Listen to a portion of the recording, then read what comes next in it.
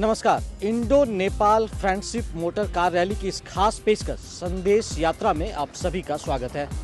मैं हूं दिवाकर कुमार, जो इस प्रोग्राम के जरिए इस पूरी रैली के कारवां और इसके जलसे के बारे में बताएंगे और साथ ही साथ बताएंगे कि आखिर किस मकसद से ये रैली निकाली गई थी। ये रैली पूरे 10 दिनों में पुरी से लेकर दिल्ली तक का सफर तय करेगी। इस दौरान ये बिहार, झारखंड और नेपाल की सीमा में प्रवेश करने के बाद उत्तराखंड और उत्तर प्रदेश होते हुए दिल्ली पहुंचेगी। हम अपने कैमरा पर्सन सहयोगी आनंद प्रकाश के साथ इस पूरे बानगी और साथ ही साथ सड़क मार्ग का क्या रोमांच है और साथ ही साथ उसके जरिए क्या ट्रैफिक को लेकर संदेश दिया जा रहा है, इस पूरे कार्यक्रम में बताने की कोशिश करेंगे। उड़ीसा में भगवान जगन्नाथ की धरती पुरी से निकलकर यह रैली झारखंड होते हुए बिहार में शांति की धरती बोधगया और ऐतिहासिक शहर राजगीर और पटना होते हुए जोगबनी के रास्ते नेपाल की सीमा में विराटनगर में प्रवेश करेगी। यहाँ से यह नेपाल के ऐतिहासिक शहर धूलीखेल, राजधानी काठमांडू, पोखरा और बुद्ध की जन्मस्थली लुम्बिनी होते हुए नई दिल्ली तक का करीब 3150 किलोमीटर का सफर पूरा करेगी।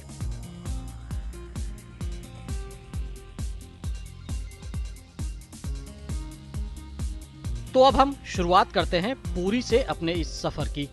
पहले दिन 27 फरवरी को भगवान जगन्नाथ की नगरी पुरी से निकलकर यह रैली 109 किलोमीटर का सफर तय करते हुए भुवनेश्वर पहुंची। यहां से फिर यह रैली अगले दिन टाटा नगरी जमशेदपुर के नजदीक से होते हुए रांची पहुंची। 1 मार्च को रैली का कारवां रांची से पटना के लिए रवाना हुआ।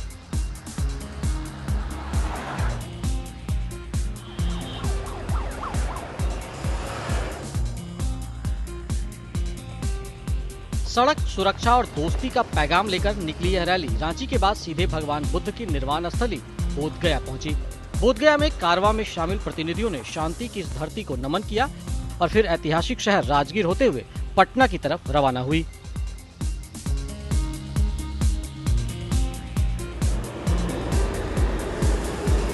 रांची से करीब 406 किलोमीटर का सफर पूरा करने के बाद पटना पहुंचने पर इसका जोरदार स्वागत भी हुआ और रात्रि विश्राम के बाद रैली नेपाल के लिए रवाना हो गई।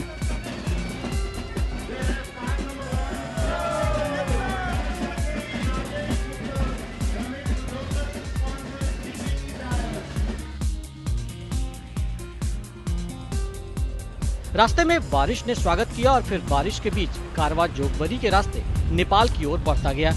जगह जगह रैली में शामिल प्रतिनिधियों ने सड़क सुरक्षा का संदेश भी दिया।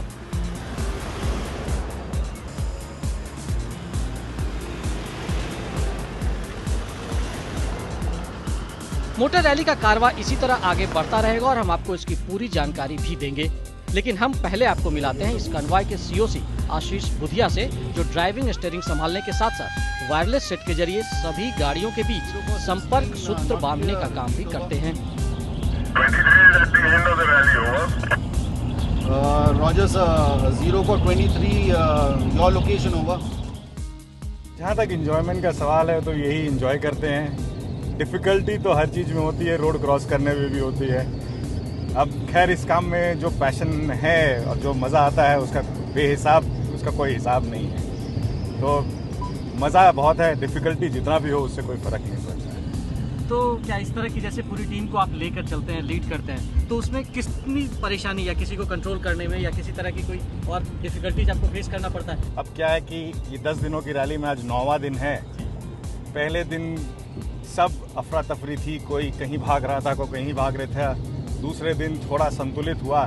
तीसरे दिन से काफ़ी लोगों को समझ में आया कि जो हम लोग हल्ला कर रहे हैं वो उन्हीं के कन्वीनियंस के लिए है, बाकी लोगों के इनकन्वीनियंस के लिए नहीं है। जिस समय उनको ये समझ में आया है तब से काफ़ी संतुलित हैं। आज 9वां दिन है। आज हम लोग 2:30 बजे तक 300 किलोमीटर कवर कर चुके हैं, जो अपने आप में बहुत बड़ी चीज़ है। कॉन्वॉय के साथ में 4 घंटे में हम लोग ने कर दिया, जो बाकी दिनों हमको बहुत समय लगा था। जैसे इस तरह की प्लानिंग आप करते हैं पूरी टीम, आपको पता चला कि आप 24 आवर में हो सकता है 2 या 3 घंटे सो रहे होंगे पिछले 10 दिनों से। किस्मत से कल रात को बड़े अच्छे से सोए। हमने 11:30 बजे सोए, 6 बजे उठे। बाकी सब दिन तो हम लोग को मुश्किल से 4 घंटे हम लोग सोए, क्योंकि ठीक है ज़ीरो कार है, हम लोग आखिरी गाड़ी पहुंच रहे हैं, लेकिन जब तक सारी गाड़ियां हमारी अंदर नहीं पहुंच जाती हैं तब तक हम लोग सांस नहीं ले सकते हैं। और उसी के बाद सारे को रिफ्यूलिंग करा के सब कुछ कराने के बाद ही सोते हैं, और उसके बाद अगले दिन की प्लानिंग होती है तो उसमें समय लग जाता है। और सवेरे सब उठते हैं, उसके पहले सबसे पहली गाड़ी हमारी तैयार रहती है ताकि हम समय से निकलें। इसके पहले भी आपने कई रैलीज की हैं, इस रैली का आपका कोई विशेष अनुभव? मैंने काफ़ी रैलियाँ की हैं, कॉम्पिटिटिव लेवल पे, नेशनल लेवल पे की है। इस तरह की सद्भावना रैली पहली बार कर रहा हूँ। इस तरह के सद्भावना रैली में एक इसका हिस्सा होना बहुत बड़ी बात है, गर्व की बात है हमारे लिए, देश के लिए। जब हम लोग इंडो नेपाल फ्रेंडशिप की बात कर रहे हैं, ये एक रेस नहीं है।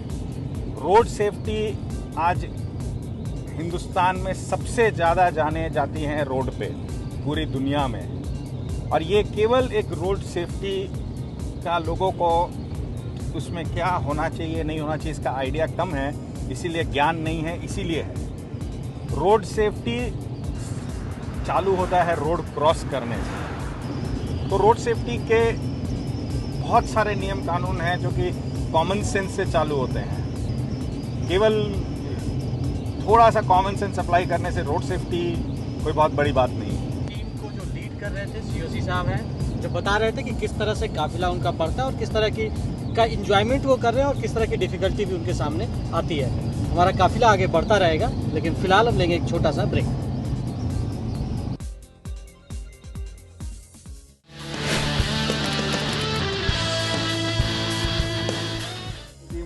ब्रेक के बाद आप सभी का एक बार फिर स्वागत है। Indo Nepal friendship motor rally का कारवां पुरी से नई दिल्ली तक चलता रहेगा, और अब हम आपको मिलाते हैं ऐसे शख्स से जिनकी कोशिश के बाद दोनों देशों की सरकार ने इस तरह की पहल को हरी झंडी दिखाई। ये हैं कलिंगा मोटर्स स्पोर्ट्स क्लब के प्रवीण चंद्र भंजदेव, जो इसके पहले भी इस तरह की रैलियां कर चुके हैं और वो इसकी सफलता से काफी उत्साहित भी हैं। हमने उनसे भी बात की और रैली के मकसद के बारे में जानने की कोशिश की।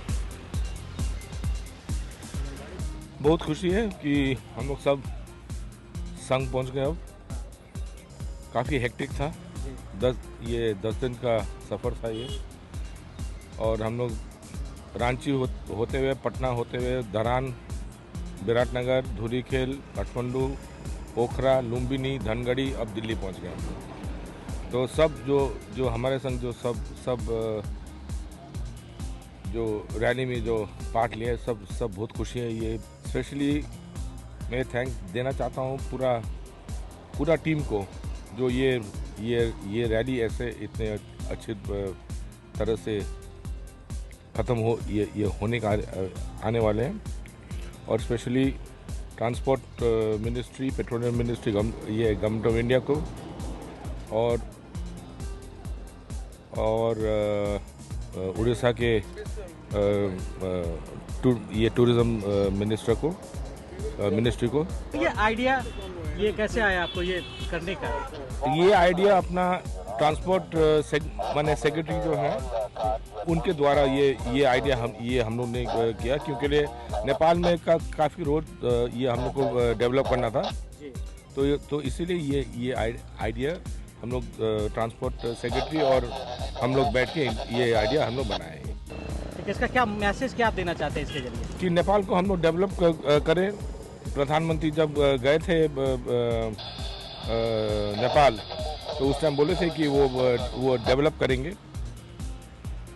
इस रैली के आयोजन में भारत सरकार के राष्ट्रीय सड़क और राजमार्ग मंत्रालय, पेट्रोलियम मंत्रालय और विदेश मंत्रालय के साथ साथ नेपाल सरकार की बड़ी भूमिका रही है। हमने सड़क परिवहन एवं राजमार्ग मंत्रालय के संयुक्त सचिव एस बंदोपाध्याय की भी राय जानने की कोशिश की। ये पहले तो इंडो नेपाल फ्रेंडशिप रैली है, साथ में रोड सेफ्टी का इशू है, और इन भारत की सड़कों की निर्माण और उनका रोड सेफ्टी का लोगो है। इतना बड़ा डिस्टेंस है, पहाड़ी रास्ते हैं, रोड की कंस्ट्रक्शन, रोड सेफ्टी उसमें इनबिल्ट रहता है, गाड़ी सावधानी से चलाएं, नियमों का पालन करें, ये सब है। तो इस तरह की क्या अभियान, जैसे आपने नेपाल के साथ एक बार शुरुआत, तो क्या सार्क देशों में इस तरह की बढ़ाने की कोई योजना चल रही है? अब सार्क देशों में 4 कंट्री सार्क की, इंडिया, नेपाल, बांग्लादेश और भूटान ट्रांसपोर्ट एग्रीमेंट शुरू कर रहे हैं, और इसको आगे एशियान तरफ भी बढ़ाया जा रहा है।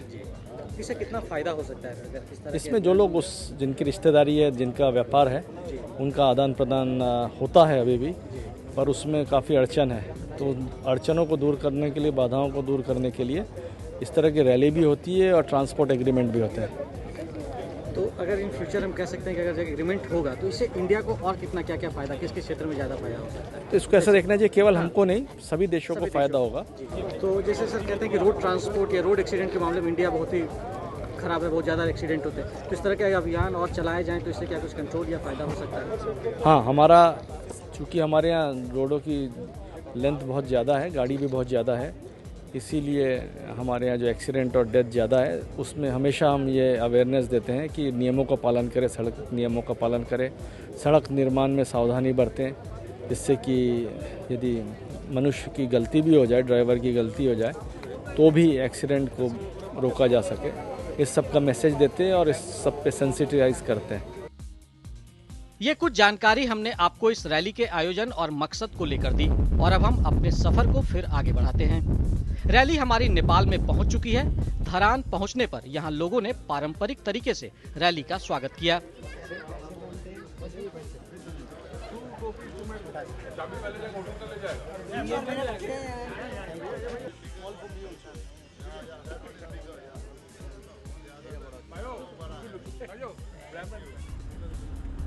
रास्ते में हमें कोसी बराज भी मिला, जो पिछले साल भी बिहार में भयंकर बाढ़ आने की चेतावनी के बीच कई दिनों तक सुर्खियों का कारण रहा।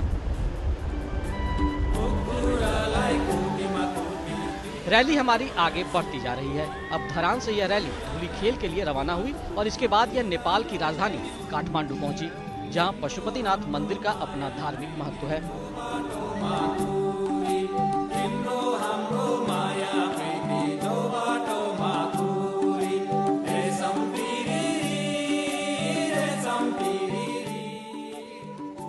यहाँ भारतीय राजदूत समेत नेपाल सरकार के मंत्री ने रैली को फिर पोखरा के लिए रवाना किया।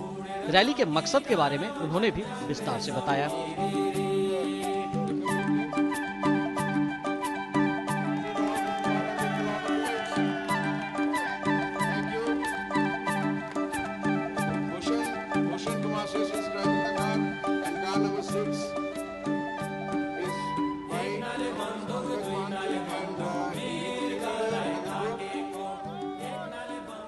Indo Nepal friendship motor car rally का काफिला काठमांडू में पहुंचा है। इस वक्त हमारे साथ बातचीत करने के लिए भारत के राजदूत यहां पर हैं, रंजीत रॉय साहब। उनसे हम जानते हैं कि इस तरह के जो अभियान चल रहे हैं या इस तरह की जो रैली हुई है, इसका क्या फायदा हो सकता है और रिलेशन को किस तरफ से और मजबूती मिलेगी? देखिए, मुझे तो बहुत खुशी है कि ये पहली दफ़ा ऐसा हुआ है कि एक भारत से नेपाल एक कार रैली आई है और बहुत महत्व है इसका, क्योंकि दोनों देशों को के सांस्कृतिक संबंध जो हैं बहुत प्राचीन प्रगाढ़ संबंध हैं, उनको दर्शाता है। दूसरी तरफ ये एडवेंचर स्पोर्ट्स को दिखाता है और जो हमारा यूथ है दोनों कंट्रीज़ का, यंग लोग जो हैं उनको जोड़ता है। और तीसरा जो है टूरिज्म पॉइंट ऑफ व्यू से भी बहुत महत्वपूर्ण है। और जहाँ ये संस्कृति की बात है, मैं ये कहना चाहता हूँ कि देखिए, जगन्नाथपुरी को सब जानते हैं नेपाल में, और जगन्नाथपुरी से पशुपतिनाथ आई है काठमांडू में, तो ये अपने आप में ही एक बहुत महत्व रखता है। दूसरी बात ये भी, अब ये कलिंगा से रैली आई है और ये सम्राट अशोक का कलिंग था, तो उनकी बेटी जो है चारुमती, वो नेपाल में आई थी और यहाँ ब्याही थी। तो इतने जो हमारे अच्छे पुराने संबंध हैं उनको दर्शाता है, तो बहुत ही इसका महत्व है। कनेक्टिविटी दिखाता है, कल्चरल एक्सचेंज दिखाता है, यूथ एक्सचेंजेस दिखाता है, और इस तरह की रैली और होनी चाहिए सभी हमारे सार्क देशों से, और ख़ास तौर जो भूटान, बांग्लादेश, इंडिया, नेपाल का जो सब रीजनल कोऑपरेशन है, उसमें एक BBIN रैली भी मैं समझता हूँ अगर हो तो बहुत अच्छा होगा। ट्रांसपोर्ट सेक्टर में जिस तरह से हम सुरक्षा की बात करते हैं या दूसरी चीज़ों में, तो सार्क देशों में क्या इस तरह का कोई संबंध या बॉन्डिंग होगा या कुछ इस तरह का? एक देखिए, अभी जो माननीय प्रधानमंत्री नरेंद्र मोदी जी यहाँ आए थे नवंबर में, तो एक हमने India Nepal motor vehicle agreement sign किया है, तो इससे बहुत सुविधाएं मिलेंगी। और ये मोटर व्हीकल एग्रीमेंट अब सार्क के लेवल पर भी होने जा रहा है, तो इसका मतलब सार्क देशों में यातायात संबंध बढ़ने से लोगों के संबंध बढ़ेंगे, तो बहुत महत्वपूर्ण है। और ये जो मोटर रैली हुई है, ये हमारी जो फिजिकल कनेक्टिविटी है उसको दर्शा रहा है, और जहाँ कमी है, जैसे सड़कों में दिक्कत है, प्रॉब्लम्स है, तो हम लोगों को इससे साफ होगा, जाहिर पता चलेगा कि भाई किन एरियाज़ में हम लोग को फोकस करना चाहिए और किस तरह इस तरह का जो पीपल टू पीपल कांटेक्ट है उसको और बढ़ाएं। ये अगर हम कह सकते हैं कि सड़क मार्ग का जो रास्ता है या जरिया है, इसके जरिए बॉन्डिंग और हमारे सार्क देशों में बढ़ सकता है। बिल्कुल। अब देखिए, हर आदमी, हर इंसान हवाई जहाज से ट्रैवल करना तो अफोर्ड नहीं कर पाता है, बड़ा महंगा पड़ता है। अगर बस यातायात इजीली अवेलेबल होगी या अपनी गाड़ी से, दूसरे वाहन से अगर आप आ सकें तो कितना अच्छा होगा। तो हमारे देश में तो करोड़ों लोग हैं जिनकी जो यहाँ आना चाहेंगे, चाहे धार्मिक कारण से आना चाहें, चाहे नेचुरल ब्यूटी इन नेपाल की देखना चाहें, जो हिमालय के गोद में ये देश है, तो लोगों को आने की सहूलियत मिलेगी और अफोर्डेबल होगा, तो इससे तो बहुत फायदा होगा। और ये कहते हैं कि बॉन्डिंग और ज़्यादा बढ़ेगा। बिल्कुल बिल्कुल, बॉन्डिंग बहुत अच्छा बढ़ेगा, टूरिज्म का बढ़ावा मिलेगा, यूथ एक्सचेंजेस बढ़ेंगे, तो हर माध्यम, हर तरीके से बहुत महत्वपूर्ण है। प्रकृति की गोद में बसे पोखरा शहर के रास्ते में मोटर ड्राइवर्स का रोमांच देखते बन रहा था। कहीं जिगजैग रास्ते के नजारे तो फिर कहीं पल पल बदलती घाटी की तस्वीर ऊंचाई पर चढ़ते काफिले के साथ सफर के रोमांच को नई ऊंचाइयां भी दे रहा था। पोखरा की गिनती बेहतरीन पर्यटक स्थलों में होती है।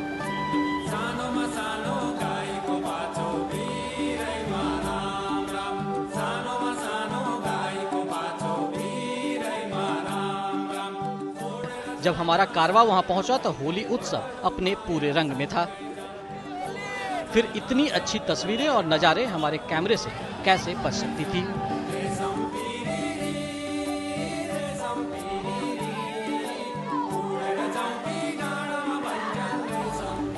घर से दूर नेपाल में होली की मस्ती का मजा हर किसी ने लिया और फिर अगले दिन निकल पड़े बुद्ध की जन्मस्थली लुम्बिनी की ओर।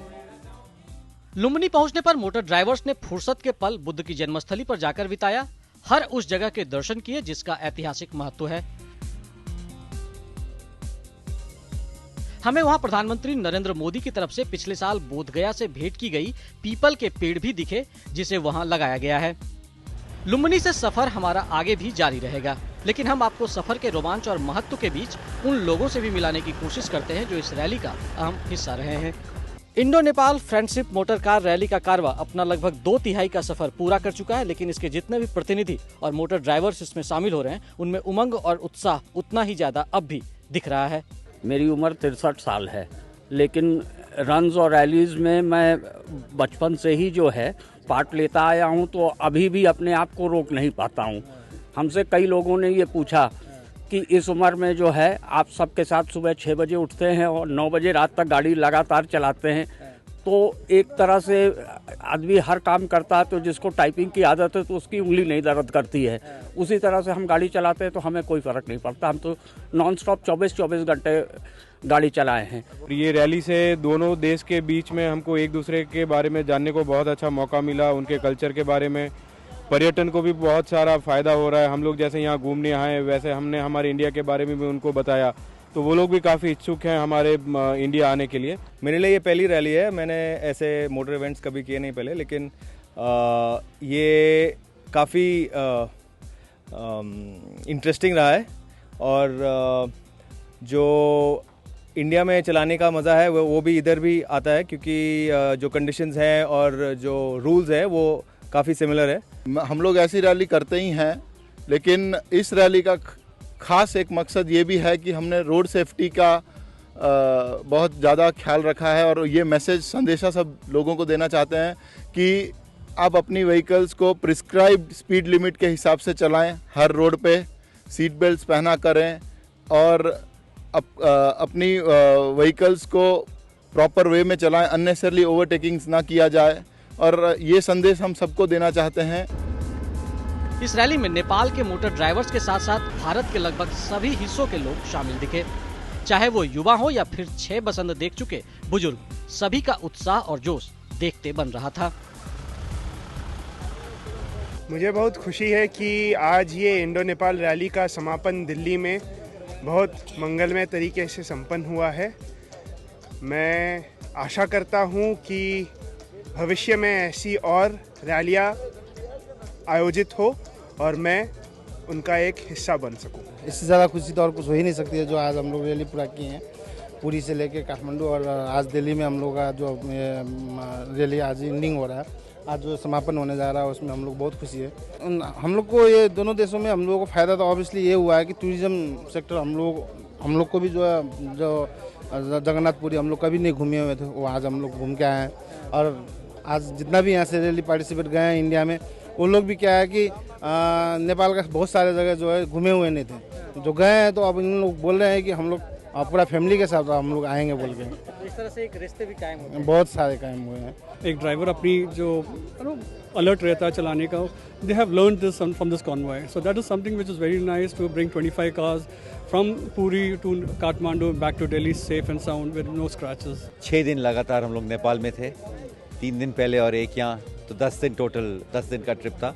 बहुत अच्छा लगा, आपस में भी बहुत अच्छा था, कोऑपरेशन भी बहुत है, और जो मैसेज उनको देना था that easy access between the borders, वो हुआ, वो कन्वे हुआ है। अच्छा, जैसे इस तरह की रैली आप करते हैं, गाड़ी ड्राइव करते जी, हैं, तो ऐसा लगता है कि अगर रोड सेफ्टी का पालन किया जाए तो एंजॉय किया जा सकता है? 101% रोड सेफ्टी का पालन तो करना ही चाहिए। हम कहते हैं आप तेज़ भले चलाइए लेकिन सेफली चलाइए। इतना हैप्पी मोमेंट है कि हम लोग नेपाल से बहुत प्यार पाए हैं और हम लोग वापस उनको प्यार भी दिए थे।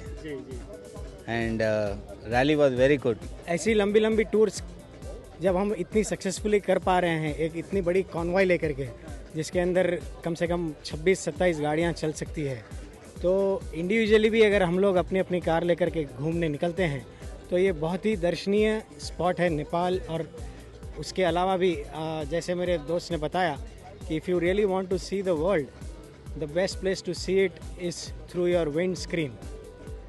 रोड से यात्रा करें, बहुत ही सुखद अनुभव होता है। बहुत अच्छा है, और क्या बताएं, नेपाल तो मैं पहले गया था, मगर ये जो नज़ारा मैं देखा from Biratnagar to Kathmandu, that was excellent. Scenic beauty वगैरह इतना सुंदर, और हमारे इंडियंस तो ऐसे ही रास्ते में ही आना चाहिए, and they should enjoy the scenic beauty of Nepal. Nature, culture, adventure तीनों एक बार महसूस किया, and it was really heart throbbing, and the road was so good, people are so good, their hospitality, their acceptance was so good. We need to really बिल्कुल नहीं, क्योंकि आपका जानते हैं, आपका तो हमारा कल्चर, उनका कल्चर बिल्कुल बराबर ही है, और नेचर तो हमारा नेचर, उनका नेचर मिलता जुलता ही है। और एडवेंचरस में तो वो तो पैराडाइज होता है इंडिया वर्ल्ड का। It's beautiful.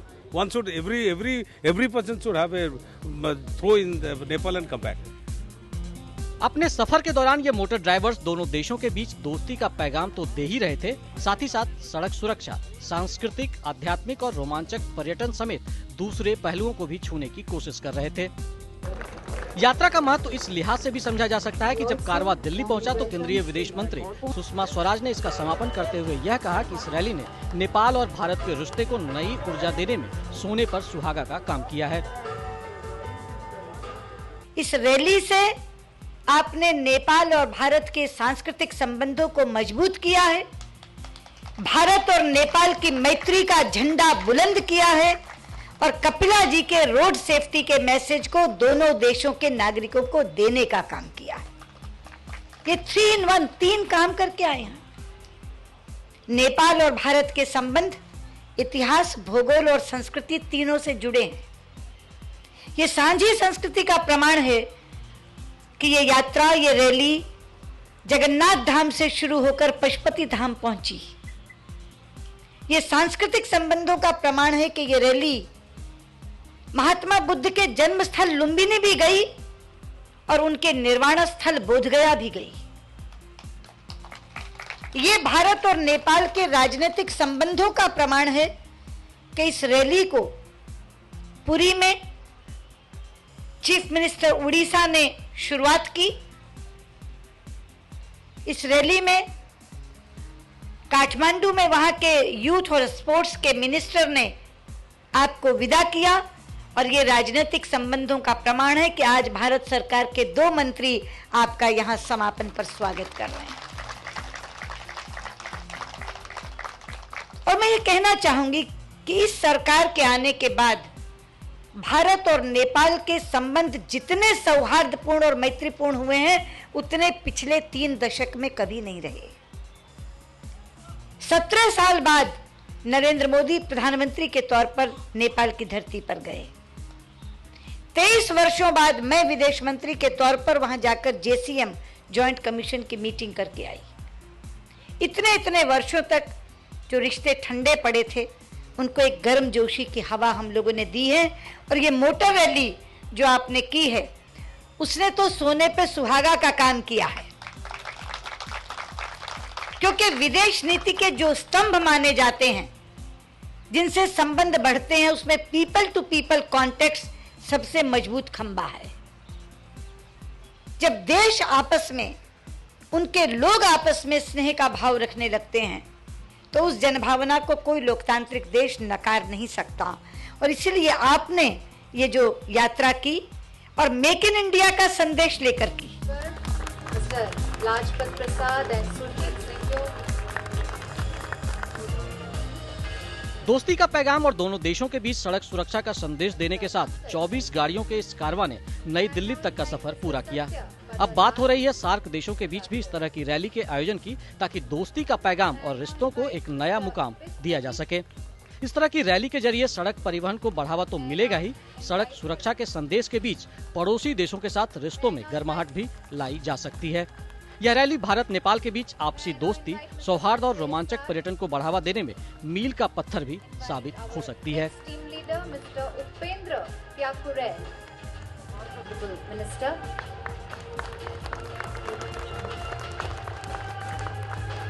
दोस्ती का पैगाम लेकर इंडिया और नेपाल के बीच निकला ये रैली बिहार, झारखंड और फिर नेपाल के कई शहरों से होता हुआ उत्तराखंड और उत्तर प्रदेश से होते हुए दिल्ली में आकर संपन्न हो गया। इस दौरान रास्ते में इसने रोड सेफ्टी के साथ साथ दोनों देशों के बीच संबंधों पर भी खासा जोर दिया। नई दिल्ली से अपने कैमरा पर्सन आनंद प्रकाश के साथ मैं दिवाकर कुमार, दूरदर्शन समाचार।